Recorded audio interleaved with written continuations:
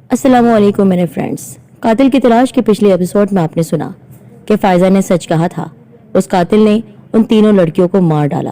یہ خبر ابھی اخبار میں نہیں چھپی. پولیس کچھ نہیں کر سکی. اس منزل میں رہنے والی مالک مکان نے پولیس کو خبر دی، پر پولیس جب تک پہنچی وہ قاتل ان کو مار کر، ان کی لاشوں کو ادھیڑ کر اور ان کے تن سر سے جدا کر کے وہاں سے جا چکا تھا. اب آگے. موسم کچھ زیادہ سرد نہیں تھا مگر وہ اوور کوٹ پہنے جا رہا تھا.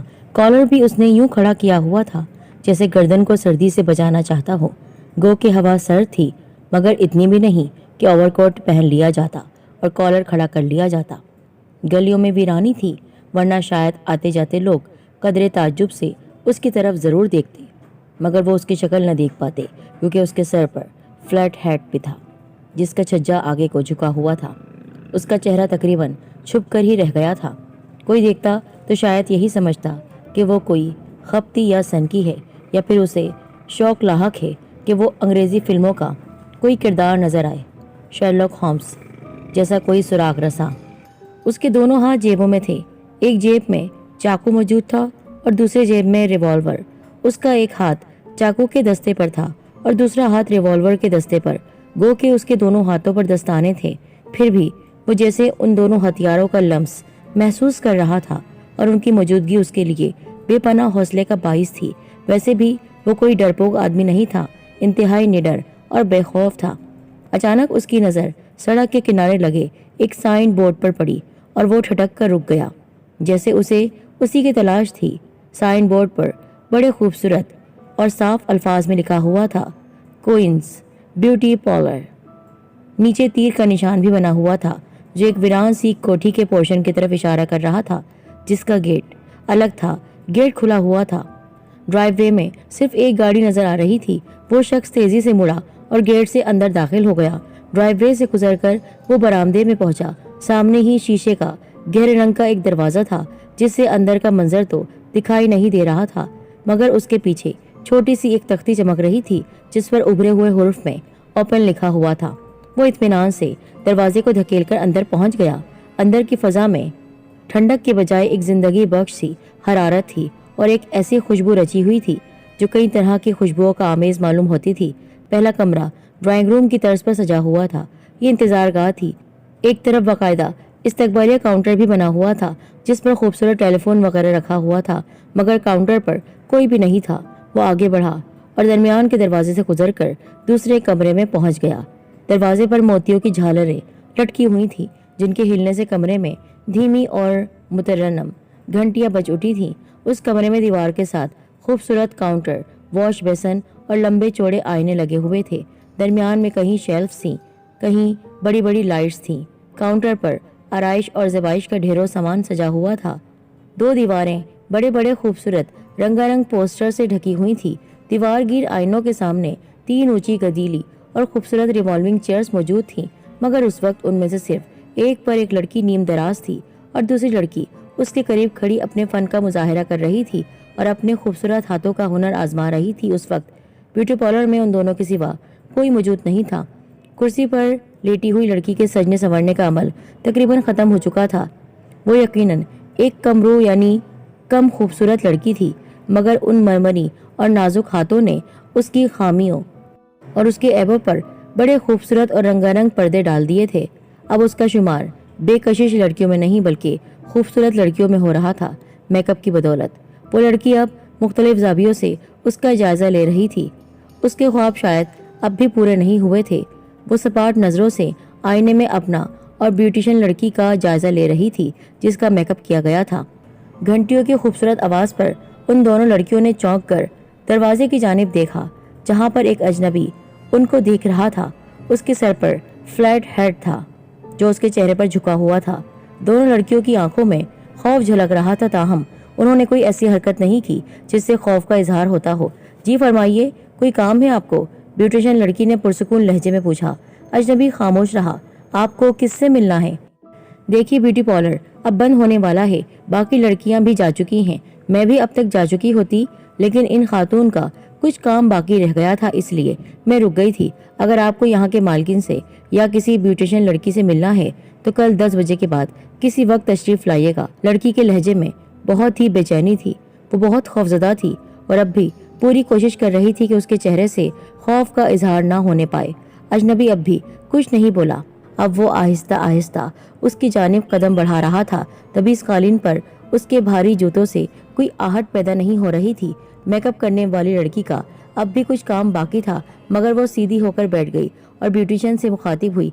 बस ठीक है, मैं अब चलती हूँ, या आप पैसे रख लीजिए, रसीद में बाद में ले लूंगी। उसने काउंटर पर रखा हुआ अपना हैंडबैग उठाया और चंद नोट निकाल कर गिने बगैर ब्यूटिशियन के सामने काउंटर पर रख दिए। उसकी उंगलियों में हल्की सी लर्जिश थी, कांप रही थी उसकी उंगलियां। नोटों की तरफ देखा भी नहीं। उसकी नज़र अजनबी पर थी और अब वो अपना खौफ छुपाने से कासिर थी। उसकी आंखें कदरे फैल गई थी। अजनबी दोनों लड़कियों के ऐन करीब आ खड़ा हुआ और अभी तक उसके मुंह से एक लफ्ज भी नहीं निकला था। अचानक ब्यूटिशियन के होंठ खुल गए। शायद उसने चीखने का इरादा किया था, मगर उसी लम्हे अजनबी के दोनों हाथ ओवरकोट की जेबों से निकल आए। एक हाथ में तेज धार चाकू था और दूसरे में रिवॉल्वर। क्लिक की हल्की सी आवाज के साथ चाकू बाहर आ गया। तेज रोशनी में उसकी चमक से आंखें चुंधिया रही थी। चाकू उसने कुर्सी पर बैठी हुई लड़की के गले पर रख दिया और उसका सर दोबारा कुर्सी पर टिका दिया। रिवॉल्वर का रुख ब्यूटिशियन की तरफ था। तुम दोनों में से अगर किसी ने कोई भी आवाज निकाली या जरा सी चू भी की तो इसी लम्हे उसका काम तमाम हो जाएगा। पहली बार अजनबी के वजूद से आवाज उभरी, लेकिन ये आवाज सांप की फंकार से मिली जुली थी, इंसानी आवाज नहीं थी। दोनों लड़कियों की रंगत खौफ से बदलकर रह गई थी। कुर्सी पर बैठी लड़की के ताज़ा मेकअप की तहें भी उसके चेहरे की जर्दी छुपाने के लिए नाकाफी नजर आ रही थी। देखो, ब्यूटिशियन ने थूक निकलकर गोया बड़ी हिम्मत करते हुए कहा, अगर तुम्हें कुछ रकम वगैरह चाहिए तो इस वक्त पार्लर में ज्यादा रकम नहीं है, कैश हमारी ऑनर अपने साथ ले गई हैं। मेकअप कराने वाली लड़की गोया हौसला पाकर बोली, मेरे बैग में कुछ रकम है और ये सोने की चूड़ियां भी। उसने अपनी कलाइयों को हरकत देने की कोशिश की, लेकिन उसका जुमला अधूरा रह गया। उसे शायद एक लम्हे के लिए तो एहसास भी नहीं हुआ कि किस तरह यकदम तेज धार चाकू उसके गले पर फिर गया। धार यकीनन हद से ज्यादा थी। लड़की की गर्दन आधी से ज्यादा कट गई और खड़खड़ाहट की हल्की सी आवाजों के साथ खून की धारें निकल आईं। ब्यूटिशियन की आंखें फटी की फटी रह गई। दहशत से उसका चेहरा सफेद हो गया। न चाहते हुए भी उसने चीखना चाहा, लेकिन उसके हलक से कोई आवाज बरामद नहीं हुई। इसी दौरान वो लड़की बुरी तरह से तड़पी, जिसकी गर्दन कट चुकी थी। फिर नज़ा के आलम में उसके जिस्म को झटके लगे। वो रिवॉल्विंग चेयर से फिसलकर कालीन पर गिर पड़ी और वहीं साकित हो गई। उसका चेहरा जैसे ब्यूटिशियन लड़की के हाथों ने न जाने कितनी देर मेहनत के बाद सजाया था, संवारा और निखारा था, चंद लम्हों के अंदर अंदर मस्क होकर रह गया। पूरा चेहरा बिगड़ गया था। मौत की बदसूरती ने उसके चेहरे पर पंजे गाड़ दिए थे। उसकी आंखें खुली की खुली रह गईं और जिस्म का ऊपरी हिस्सा खून में लथपथ था। कातिल ने कुर्सी पर लटके हुए एक निहायत नफीस और मोटे से तौलिए पर अपना खून आलूद चाकू साफ किया और उसकी नोक अब ब्यूटिशियन लड़की के हलक पर रख दी। रिवॉल्वर उसने जेब में डाल दिया था। लड़की के हलक पर चाकू का दबाव बढ़ने लगा और धीरे धीरे वो पीछे खिसकने लगी। दरहकीकत कातिल ही उसे एक खास सिम्त में धकेल रहा था। खिसकते खिसकते वो मसाज टेबल से जा लगी। कातिल ने उसकी गर्दन पर चाकू की नोक का दबाव बढ़ाया और दूसरा हाथ उसके कंधे पर रखते हुए उसे मसाज टेबल पर लिटा दिया। लड़की खौफ से बिल्कुल बेदम हो चुकी थी। उसके अंदर इतनी हिम्मत नहीं थी, न तवानाई थी कि वो उसके सामने खड़ी हो पाती। उसका चेहरा लट्ठे की तरह सफेद था और आंखों में दहशत की परछाइयों का उतार चढ़ाव यूं जारी था जैसे किसी भी लम्हे वो बेहोश हो जाएगी। कातिल की खून आशाम आंखों में लज्जत ही लज्जत महसूस हो रही थी और वो महसूस कर रही थी। शायद ये उस आदमी की फितरत थी कि लड़की उसके सामने जितनी ज्यादा डरी सहमी होती, उसे उतना ही ज्यादा मजा आता। उसके चाकू की नोक लड़की की गर्दन पर वैसी ही रखी रही। उसकी इज्जत लूट ली थी। काफी देर बाद वो पीछे हटा। लड़की की फटी फटी आंखें एक टुक छत की तरफ देख रही थी। उसका लिबास तार तार हो चुका था। वो महज एक लाश नजर आ रही थी, एक जिंदा लाश, इसलिए कि सांसों की गैर महसूस सी आमदोरफ्त जारी थी। कातिल उसे यूं पड़ा हुआ देखकर बहुत اطمینان محسوس کر رہا تھا اور پھر اچانک اس کا ہاتھ بلند ہوا اور بجلی کسی تیزی سے خنجر لڑکی کے عین دل کے مقام پر پیوست ہو گیا۔ مساج ٹیبل پر وہ ذرا سا اچھلی، پھر قاتل کے دباؤ تلے ساکت ہو کر رہ گئی۔ اس کے حلق سے صرف ایک گھٹی گھٹی چیخ نکلی تھی، اور وہ بھی چیخ کے بجائے ایک کربناک آہ سے ملتی جلتی آواز تھی۔ یہ اس کی پہلی اور آخری چیخ تھی جو قاتل کی آمد کے بعد اب تک بلند ہو سکی تھی۔ قاتل نے خنجر اس کے سینے سے واپس کھینچا اور پھر جنون کے عالم میں اس کے تقریباً بے جان جسم پر مزید وار کرنے لگا۔ وہ مشینی انداز میں یوں پے در پہ وار کر رہا تھا جیسے جسم کے ہر حصے کو چھید ڈالنا چاہتا تھا۔ پھر اس نے بیوٹیشن کی لاش کو مساج ٹیبل پر چھوڑا اور اس لڑکی کی طرف دیکھا جسے وہ پہلے ہی ذبح کر چکا تھا۔ انداز کچھ ایسا تھا جیسے اسے اپنا ادھورا چھوڑا ہوا کام یاد آ گیا ہو، اور وہ اس لڑکی کی لاش کے قریب پہنچا اور گھٹنوں کے بل بیٹھ کر اس پر اس طرح جنون کے عالم میں چاقو سے وار کرنے لگا۔ لاش کو مزید بے حال کرنے کے بعد گویا اس کی تسکین کا عمل مکمل ہو گیا۔ سیدھے کھڑے ہو کر اس نے تولیے سے چاقو اچھی طرح پونچھ کر بند کر کے واپس جیب میں ڈال لیا۔ اس کے دستانوں پر بھی خون لگ گیا تھا۔ تولیے سے رگڑا مگر انہیں اتارا نہیں۔ مطمئن ہو کر اس نے گرد و پیش کا جائزہ لیا، پھر اس کے حلق سے کچھ ایسی عجیب اور ناقابل فہم سی آواز نکلی جیسے کسی درندے کو پیٹ بھر کر خوراک مل گئی ہو، اور اب وہ دوبارہ کھلی فضاؤں میں وہاں سے غائب ہو گیا۔ ہاں، وہ غائب ہو گیا تھا۔ منیر نے فائزہ کے کندھے مضبوطی سے تھامے ہوئے تھے۔ اس کی حالت عجیب سی ہو رہی تھی۔ اس کے پورے جسم میں ارتعاش تھا، ہلچل تھی، اور وہ پھٹی پھٹی آنکھوں سے ہوا میں ایک ٹک دیکھی جا رہی تھی۔ فائزہ، تمہیں کچھ اندازہ ہے یہ واقعہ کہاں ہو رہا ہے؟ کہاں ہو رہا ہے؟ نہیں، فائزہ کی سرگوشی نما آواز ابھری۔ بس اتنا معلوم ہے کہ وہ کوئی بیوٹی پارلر ہے، اور اب تو کوئی فائدہ ہی نہیں۔ دونوں لڑکیاں قتل ہو چکی ہیں۔ جو لڑکی زیادہ خوبصورت تھی اسے قتل کرنے سے پہلے اس نے۔ فائزہ نے جملہ ادھورا چھوڑ کر دونوں ہاتھوں میں منہ چھپا لیا اور سسکیاں لینے لگی۔ منیر نے اسے رونے دیا۔ چند لمحے بعد اس کی سسکیاں تھم گئی اور اس نے خود ہی آنکھوں سے ہاتھ ہٹا لیے۔ بھیگی بھیگی آنکھوں سے ہوا میں گھورتے ہوئے وہ بولی، منیر، منظر میری آنکھوں سے ہٹ نہیں رہا۔ اس بار نئی بات یہ تھی کہ چاقو کی تکلیف میں نے اپنے جسم میں محسوس کی۔ جسم میں مجھے کھستا ہوا محسوس ہوا۔ جب اس خوبصورت لڑکی کے جسم میں بار بار چاقو اتارا گیا تو مجھے یوں محسوس ہوا جیسے یہ وار مجھ پر کیے جا رہے ہیں، اس لیے میں اذیت سے تڑپنے لگی تھی۔ ہاں، میں تو تمہاری حالت دیکھ کر گھبرا ہی گیا تھا، ایمبولینس کے لیے فون کرنے لگا تھا، لیکن اطمینان کی بات یہ تھی کہ اس دوران تم بول رہی تھی، جو کچھ تمہیں نظر آ رہا تھا بتائی جا رہی تھی۔ مجھے لگ رہا تھا کہ میں بے ہوش ہو جاؤں گی، اور میں بے ہوشی سے بچنے کے لیے بولے جا رہی تھی۔ میں منظر کو اپنی آنکھوں سے اوجھل نہیں ہونے دینا چاہتی تھی کہ شاید کوئی سراغ مل جائے، قاتل کا کچھ پتہ لگ جائے، اور شاید ہم اسے روکنے کے لیے کچھ کر سکیں۔ اوہ، قاتل اب دوبارہ اس لڑکی کی طرف بڑھ رہا ہے جسے وہ پہلے ہی قتل کر چکا ہے۔ اف! فائزہ کے لہجے میں ایک بار پھر اذیت جھلک رہی تھی۔ اس کے چہرے پر نفرت اور کراہیت کے آثار نمودار ہو گئے۔ ایک لمحے کے بعد اس کی آواز سرگوشی میں ہلکی ہلکی آواز میں ڈھل گئی۔ لڑکی کو قتل کرنے کے بعد اس مردود کو چین نہیں آیا۔ وہ بے حس، وہ شیطان اس کی لاش پر پے در پے چاقو سے وار کر رہا ہے۔ کیا تم اس کا چہرہ دیکھ رہی ہو فائزہ؟ کس قسم کے تاثرات ہیں اس کے چہرے پر؟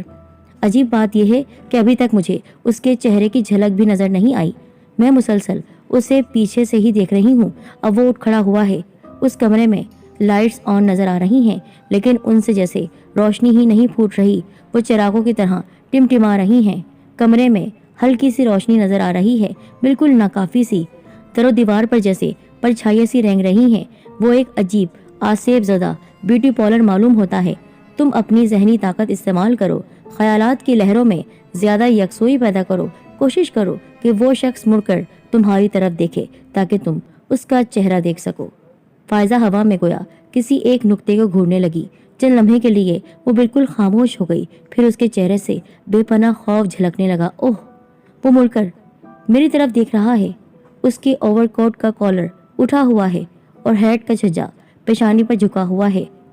ملگجے اندھیرے میں، ہلکے سے اندھیرے میں مجھے اس کا چہرہ نظر نہیں آ رہا ہے، صرف آنکھیں دکھائی دے رہی ہیں جو اندھیرے میں انگاروں کی طرح دیکھ رہی ہیں۔ اسے معلوم ہے کہ میں اسے دیکھنے کی کوشش کر رہی ہوں۔ اسے معلوم ہے کہ میں اسے دیکھنے کی کوشش کر رہی ہوں۔ وہ بھی بہت زیادہ ذہنی طاقت کا مالک ہے، ایسی ذہنی طاقت جو بہت ہی شیطانیت والی ہے۔ اس کی آنکھوں میں غیظ و غضب ہے، جنون ہے، وحشی پن ہے، شیطان ہے وہ، میرے لیے دھمکی ہے۔ یہ آنکھیں اس وقت اپنی نارمل حالت میں نہیں ہیں۔ اچانک ہوا میں پے در پہ 3-4 آوازیں ابھری، جیسے شیشے کی چیزیں گر کر ٹوٹی ہوں۔ فائزہ اور منیر نے بیک وقت دیوار کی طرف دیکھا۔ دیوار گر شیلف میں سجے ہوئے شیشے کے نفیس فرانسیسی کھلونوں میں سے 3-4 کھلونے نہ جانے کس طرح خود بخود لڑک کر گیس کے ہیٹر پر گرے تھے اور چکنا چور ہو گئے تھے۔ اس کے ساتھ ہی وہ منظر فائزہ کی نظروں سے غائب ہو گیا جو وہ اب تک دیکھ رہی تھی۔ نامعلوم قاتل کا وہ ہیولا، اس کا سایہ، اس کی وہ انگارہ سی آنکھیں، گویا فضا میں تحریر ہو گئی تھی، فضا میں گم ہو گیا تھا وہ۔ فائزہ کی نظروں کے سامنے صرف دھوئیں کی ایک دیوار سی رہ گئی تھی۔ یہ اس درندے کی ذہنی طاقت کا کمال ہے۔ نہ جانے کون ہے وہ نہیں چاہتا کہ میں اس کی صورت دیکھنے کی کوشش جاری رکھوں، اس نے کھلونوں کی کرچیوں کی طرف اشارہ کرتے ہوئے تقریباً چلا کر کہا۔ اس کے ذہن سے خارج ہونے والے خیالات کی لہروں نے یہاں ہلچل پیدا کر دی اور کھلونے گر گئے۔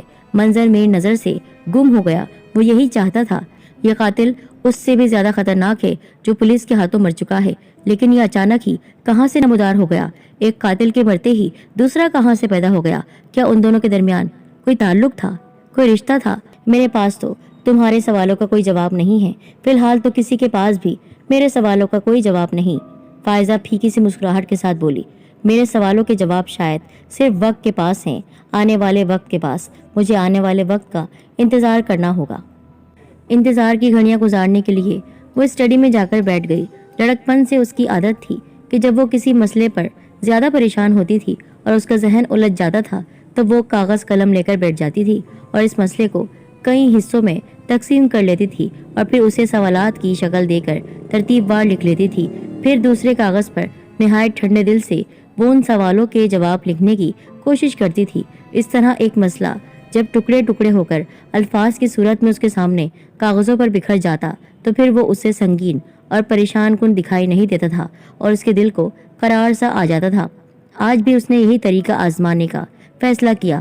میز پر بیٹھ کر اس نے قلم اور رائٹنگ پیڈ سنبھالا اور ترتیب وار سوالات لکھنے شروع کر دیے۔ مجھے قتل، خون ریزی کے یہ مناظر کیوں نظر آنے لگتے ہیں جبکہ میں ان کے لیے کوشش بھی نہیں کرتی؟ اور اب اچانک ہی یہ مناظر دیکھنے کے دوران وہ تکلیف بھی کیوں محسوس کرنا شروع کر دی ہے میں نے، جو ان معصوم لڑکیوں کو محسوس ہوتی ہوگی جن پر چاقو سے وار کیے جاتے ہیں؟ کیا یہ اتفاقات آج تک کسی اور شخصیت کے ساتھ بھی پیش آئے ہیں؟ کیا ایسی طاقت کسی اور انسان کو بھی عطا کی گئی ہے؟ بیوٹی پارلر میں موجود قاتل کو کیوں کر احساس ہوا کہ میں اپنی ذہن کی آنکھ سے اسے دیکھ رہی ہوں؟ کیا قاتل بھی واقعی اتنی ہی ذہنی طاقت کا مالک ہے جتنی مجھے ملی ہوئی ہے کہ اس نے مجھے اپنا چہرہ دیکھنے سے باز رکھا؟ پولیس کا خیال تھا کہ شہر میں صرف ایک ہی جنونی قاتل موجود ہے جو تنہا عورتوں کو وحشیانہ انداز میں قتل کرتا ہے ان کی عزت لوٹنے کے بعد، اور وہ میری مدد سے پولیس کے ہاتھوں مارا گیا تھا۔ لیکن اس کی موت کے فوری بعد یہ دوسرا قاتل کہاں سے آ گیا؟ یہ کہاں سے پیدا ہو گیا؟ اگر یہ قاتل بھی مارا گیا تو کیا اس کے فوراً بعد تیسرا قاتل پیدا ہو جائے گا اور یہ سلسلہ یوں ہی چلتا رہے گا؟ یہ سارے چکر آخر کس لیے ہیں؟ یہ سب کیا گورکھ دھندا ہے؟ اس کے پیچھے قدرت کا کیا مقصد کار فرما ہے اور اس کا انجام بالآخر کیا ہوگا؟ فائزہ کے خیالات میں سوالات مکمل ہو گئے تھے۔ یہی اس کی ذہنی پریشانی کا باعث تھے اور اس کے مسائل کا احاطہ کرتے تھے۔ اس نے رائٹنگ پیڈ کا وہ کاغذ علیحدہ کر کے سامنے رکھ لیا جس پر سوالات لکھے ہوئے تھے۔ اب اس نے ترتیب وار ہر سوال کا جواب لکھنے کے لیے اپنے ذہن کو یکسو کرنا چاہا، مگر ذہن پہلے سوال پر ہی اٹک کر رہ گیا۔ صحیح معنوں میں اس کے پاس اس سوال کا ہی کوئی جواب نہیں تھا۔ پھر اسے احساس ہوا کہ در حقیقت اس کے پاس کسی بھی سوال کا کوئی جواب نہیں۔ بہت دیر تک وہ اپنے سامنے پھیلے ہوئے سادہ کاغذوں کو گھورتی رہی۔ بالآخر اس نے جھنجھلاہٹ کے عالم میں رائٹنگ پیڈ اٹھا کر ایک طرف پھینک دیا۔ اس کا اضطراب، بے چینی اور خیالات کی یہ جنگ شاید کچھ اور بڑھ چکی تھی، مگر مسکن دوا کی گولی نے اس کے ذہن اور اعصاب پر اثر کرنا شروع کر دیا تھا۔ ایک نہایت ہلکے سے خمار نے اس کی بے چینی کو دبا دیا تھا اور اسے مصنوعی طور پر پرسکون کر دیا تھا۔ کئی منٹ تک وہ ریوالونگ چیئر پر نیم دراز سی لیٹی رہی۔ یکایک ٹیلی فون کی گھنٹی بج اٹھی۔ فائزہ کے پہنچنے والی ہے قاتل تک۔ اس کو کیا اس کے سوالات کے جواب مل جائیں گے؟ فون کس کا آیا تھا؟ آخر کیا پولیس ڈھونڈ لے گی اس قاتل کو؟ کس طرح ایک قاتل کے بعد دوسرا قاتل پیدا ہو رہا ہے، جاننے کے لیے اگلی قسط ضرور دیکھیے گا۔